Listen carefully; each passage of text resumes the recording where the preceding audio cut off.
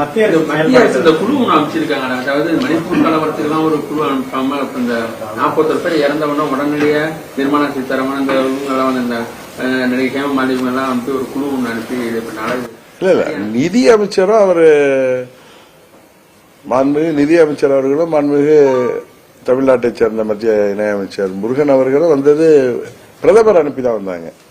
அவர்கள் வந்து விட்டு ஒன்றும் அவர்கள் அதுல எனக்கு தெரிந்தவரை அவர்கள் வந்து ஒன்றும் எந்த ஒரு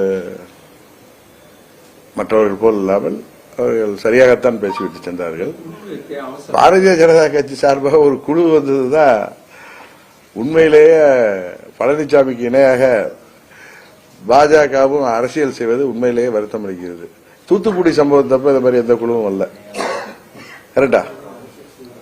தூத்துக்குடி சம்பவத்தப்ப எந்த குழுவுமே வரல. அங்க 13 பேர் உயிர்களை ஸ்டெர்லைட் ஆலை வேண்டாம் என்று அவர்கள் போராடியது போது எவ்வளவு பெரிய கலவரங்கள் ஏற்படுத்தி அங்க அவங்க 13 பேர் உயிர்களை காக்கை குருவி சுட்டு மாதிரி சுட்டு போட்டப்ப ஒன்னும் இந்த குழுவெல்லாம் இல்ல. ஆனா அந்த குழுவில் வந்தவர்கள் பேசியது பழனிசாமிக்கு இடையாக இருந்தது. இதெல்லாம் மக்கள் பார்த்து கொண்டுதான் இருக்காங்க.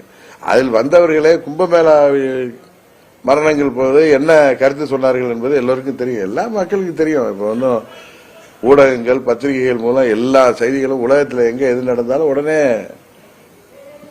பட்டி தொட்டி எல்லாம் சென்றடையுது. அதனால தயவு செய்து இந்த கொடிய துயரத்தை மரணத்தை அரசியலாக்காமல் இது போன்ற கொடுமையான சம்பவங்கள் ஓர் உயிர் கூட நமது அரசியல் கட்சிகள் சார்பாக கூட்டங்களோ மாநாடுகளோ ஊர்வலங்களோ கண்டன ஆர்ப்பாட்டங்களோ நடைபெறும் போது ஏற்படாமல் கட்சிகளும் சரி காவல்துறையும் இதை வருங்காலத்தில் கையாள வேண்டும். அதுக்கு இது ஒரு பாடமாக இருக்க வேண்டும்.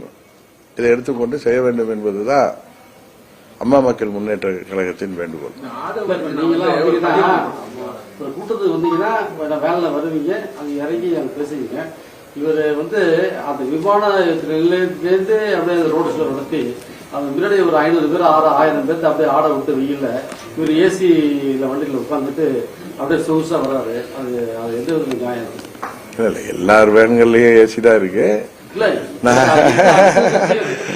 இல்ல உண்மையை சொல்லல. இப்ப நான் போற வேன்ல ஏசி தான் இருக்கு.